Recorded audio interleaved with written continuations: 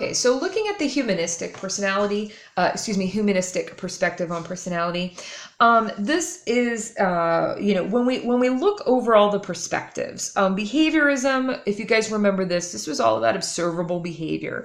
The psychoanalytic perspective is all about the unconscious. And then humanistic perspective is all about healthy personality, the individual's conscious, subjective perception of their selves as the most important aspect of personality. So how a person views themselves, that's the most important part of the humanistic perspective. And if you guys remember, we had behaviorism, psychoanalysis, and humanistic perspectives. And so this humanistic perspective was referred to as the third force. So we had behaviorism and psychoanalysis, and humanistic perspective really put the human back into psychology. It emphasizes things like free will, awareness of who you are, as well as psychological growth, as well as the inherent goodness of people. This is a very optimistic view of life, a very positive view that people are innately good. Also emphasize things like human potential, self-actualization, self-concept, and healthy personality development.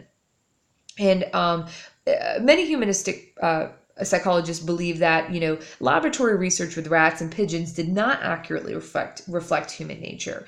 And so they suggested that this most important factor is the individual's conscious subjective perception of self, as I just mentioned. These were all important features of the humanistic perspective.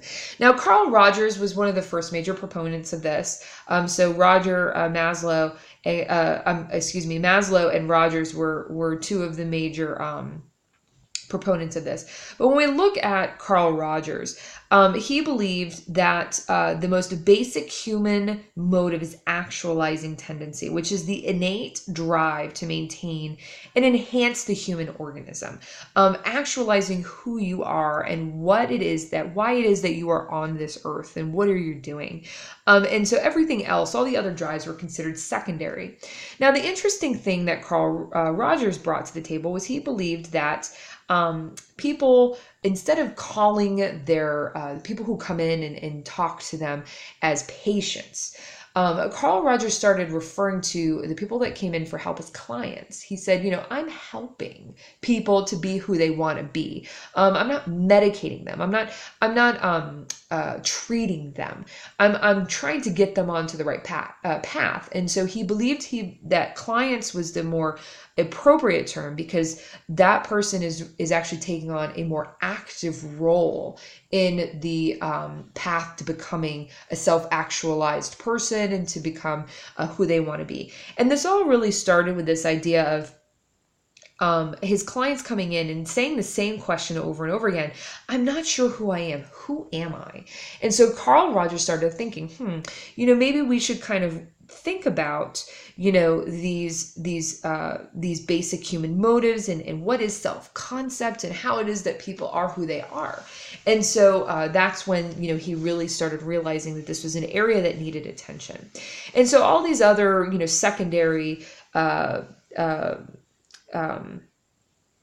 motives, which would be like social motives, biological motives, took a back seat to this actualizing tendency. And he also defined a self-concept. And so he believed that people were motivated in accordance with self-concept, which is basically a set of perceptions and beliefs that you hold about yourself, who you believe you are, the concept that you have of yourself. And this begins very early in life and follows us throughout our adulthood, from childhood to adulthood.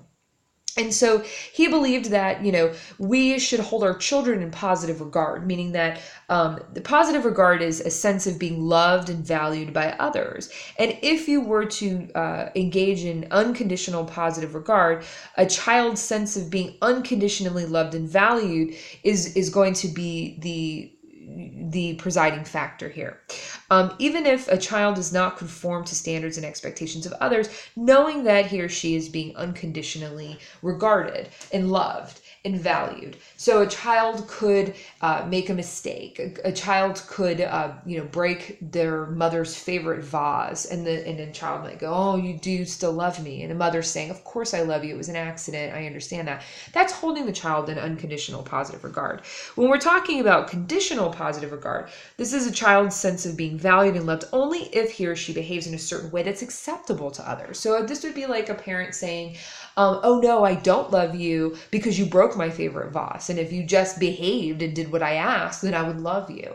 And this is very dangerous to a child. And the humanistic perspective realized that, that holding children, being able to see children in a unconditional positive regard gave them the capacity of feeling loved, no matter the situation. And this is something that Carl Rogers believed was a major factor in the development of a healthy personality. Now, when we talk about the strengths and limitations of the humanistic perspective, when we compare Freud and Rogers, for example, in human nature, they are very opposing views. Freud was very much believed that, everything was pessimistic and that humans were innately not good. Whereas Rogers believed that human nature is characterized by, very positive, forward-moving, constructive, realistic, trustworthy, people. That is what human nature is characterized by. And so when we look at the strengths of the humanistic perspective, it really made some fantastic contributions to psychotherapy, to counseling, education, parenting, telling people how they can get through addiction, how they can get through traumatic events, things like that, how to educate children properly, and how to parent them so that they are healthy individuals. This idea of the subjective experience and self-concept, who are you, and being on the right track to being who you want to be, has become very widely accepted, as well as a lot of self-help books written about this. Some major limitations that we really have to think about is that this is really hard to test and validate scientifically. We're talking about, a self-concept that is going to be completely unique to each individual, and this can be very difficult to operationally define and then validate that. These are also based on philosophical assumptions and clinical observations rather than empirical work. Rogers took a lot of his very limited sample of mostly very rich white people and, used a lot of his concepts on that very, very specific, very limited sample of people coming into his office, whereas he didn't do any actual empirical research, empirical work on this. And this is a very, very optimistic view of human nature. And it does minimize some of these more destructive aspects of human nature, why it is that we see, for example, in World War II, people were killing other people. They were turning people in who were, considered against the group, in the case of Jewish individuals or homosexual individuals. During World War II, we saw people sending them to concentration camps and turning people in. And it does really minimizes these destructive aspects of human nature. But we also have to consider, that Freud was kind of on the other end of this, and he was overly pessimistic, whereas we can definitely say that humanistic perspective was overly optimistic. So, these are basically two ends of the spectrum here.